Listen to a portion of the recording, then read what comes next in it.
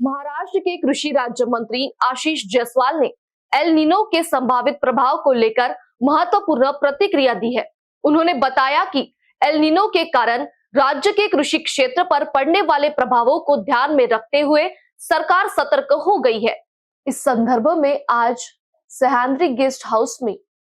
एक महत्वपूर्ण बैठक आयोजित की गई है। इस बैठक में विशेषज्ञों और संबंधित विभागों के अधिकारियों के साथ मिलकर संभावित नुकसान को कम करने के लिए ठोस उपाय योजना पर चर्चा की जाएगी। या संदर्भामध्ये भाष्य केलं आहे। आजच माननीय मुख्यमंत्री महोदयांनी